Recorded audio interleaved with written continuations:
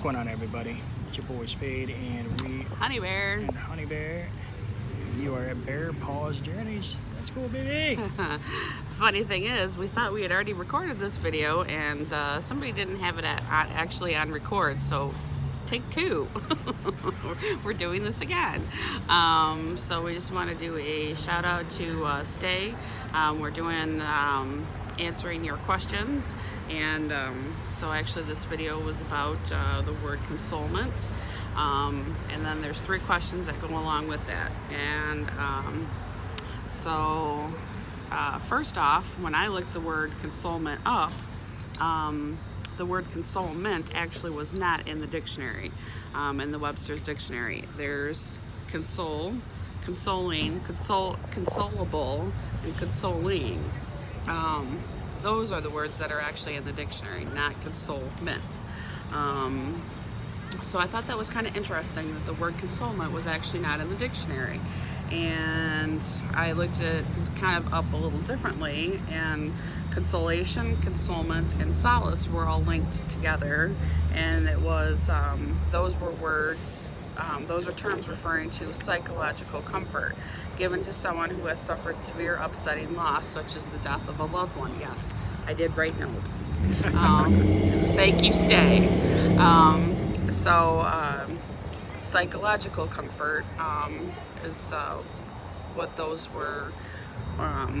Those 3 words were linked together in giving psychological comfort.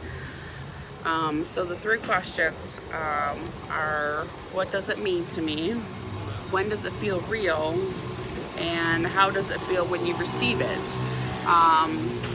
So I guess to kind of jump right in, what does it mean to me? I kind of went through this, and I kind of forgot some of the comments that I had said on that. What does it mean to me? It's a way of giving and receiving comfort, I guess. Or should you say to kind of fill your heart, to fill someone else's heart, to help them along in a journey of loss. And that doesn't always mean, as Stay had said in his video, that doesn't always mean the loss of a family member. That could be a loss of anything. It could be a loss of a job. It could be a loss of a friendship. It could be, The loss of a loved one, an animal.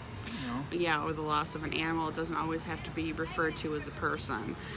Spade and I had talked about, when we thought we were videoing this, our one ferret that we had, that both of us were really close to. I rescued him, and he became quite the little buddy for Spade, as far as we can see now that he was kind of,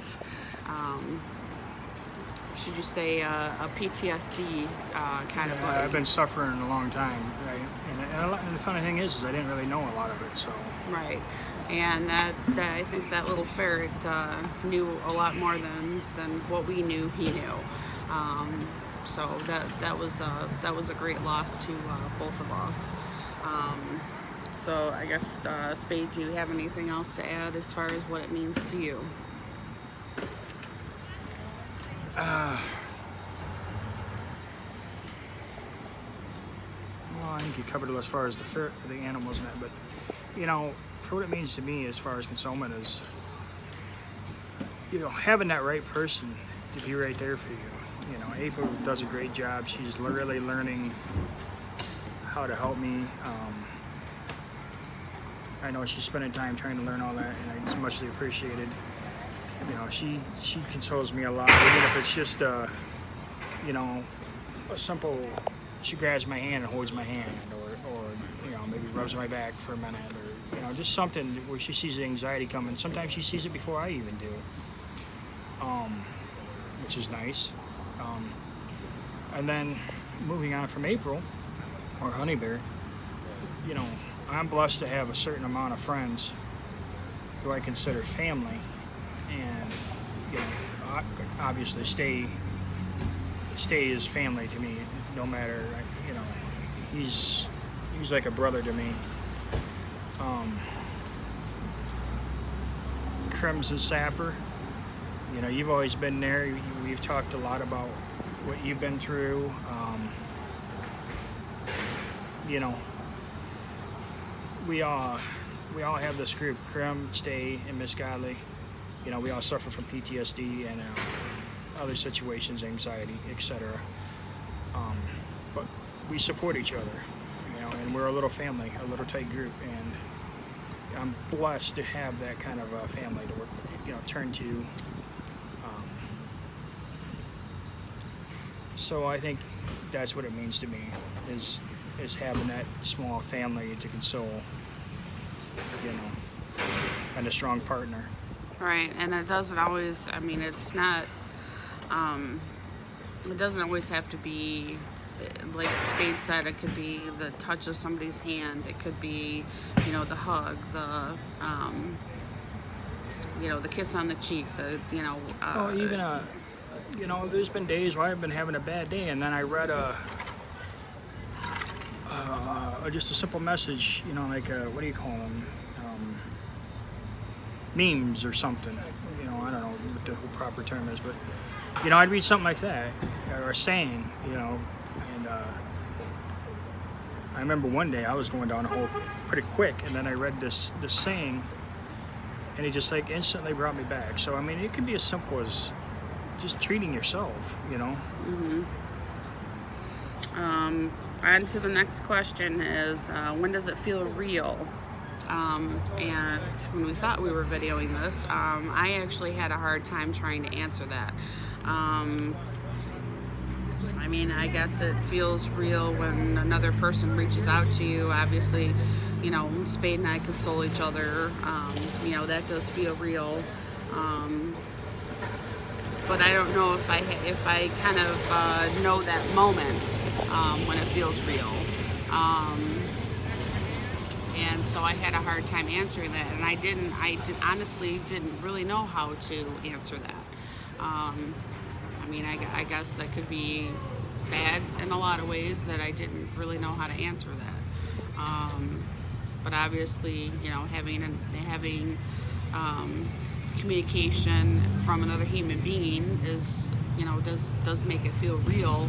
But you know, sometimes it's, for me, I guess it's hard for me to tell, you know, maybe when it is real. I don't have a lot of experience and, you know, a lot of friendships where, you know, I get, you know, other than, you know, Spade and I consoling each other, I don't have a lot of friendships where I actually have that. I've consoled other people. I mean, my bestie, I kind of call her my bestie now, that we were neighbors. I mean, she's had a lot of loss lately in her life, and I've tried to, you know, just be there for her if she needs something. I try to do the best that I can when she's asked me, you know, for help on just simple tasks, simple household tasks, or simple, you know tasks, you know, with things with her car, things at home, whatever. I've just tried to be there. So I don't know. I think Spade has a little bit different view on that than what I do. Obviously, he's gone through a lot more than I have with it. So. What does it mean to me? When does it feel real?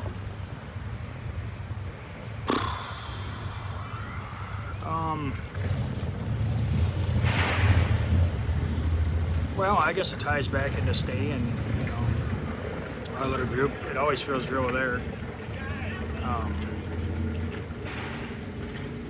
You know, I have to keep going back to Stay, because Stay and I text each other every day, and it's almost weird that we know when each other's down, because we'll literally like kind of text each other then. You know, Miss Golly definitely been there for us. And we're trying to be there for her right now. Crim's always, you know, Crim is always there. I appreciate Crim's wisdom as far as what he's been through in the military and his loss, and his insight in different variants of our lives. I've had some other good friends that have recently moved on that I used to console with, but you know, unfortunately, it seems like life changes. I do miss them, but you know, life is life. It is what it is. They got to do what they got to do, and you know, I got to move on and do what I got to do. So, you know, I guess just having a person to lean to, that's what it means to me. You know, someone you trust. Trust is a big issue for me. So having that person that you can turn to and trust and actually open your heart to, that's what's at for me. Then, of course, the last thing is how does it feel when you receive it? And we were talking about this too, even on the way here, that Spade and I both agree that it's pretty humbling, you know, and pretty heart fulfilling, at least for me, to have that. I mean, there were, you know, we keep going back to that silly little ferret that we had that we lost this year. We've had, you know, some loss this year, which kind of sucks for both of us. It's been a shitty beginning of the year. Yeah, it was a shitty beginning of the year. But even going back to... We lost 3 animals unexpectedly. Well, I almost died. Yeah. Then I was in the hospital again. Unfortunately, there was some issues between April and I during the beginning of the year. But we got those sorted out. Mm-hmm. So I guess it was just a rough beginning of the year. So I guess going back to how does it feel when you receive it, and even, you know, when we had that silly little ferret, I mean, there would be times he reacted differently with me than he did with Spade. He was definitely, like, when I was around, he was definitely a mama's boy, but he could always tell when somebody was feeling down, and he would just, like, kind of magically, like, pop out and be like, okay, it's time to give me attention, and you would give him some attention, and it's like, you know, then the next thing you know is, like, you know, you're forgetting about, you know, the bad stuff, and you're, you know, focused on their funny little antics, because little ferrets have funny little antics and things, so you're focused on his funny little antics, and then he would, you know, kind of nudge you, and he'd want to, like, sit down and take a nap with you, and that always... Or he would come up and give you a kiss. Yeah, I taught him how to give kisses, so he would come up and, you know, we'd say, you know, give me a kiss, and he'd kiss you right on the cheek or on the lips, wherever his nose was, and so we missed that. You know, that was, I don't know, that was a really hard loss for both of us, and I know it sounds funny or weird to some people that to have such a hard loss for such a little critter, but they do leave a big hole in your heart.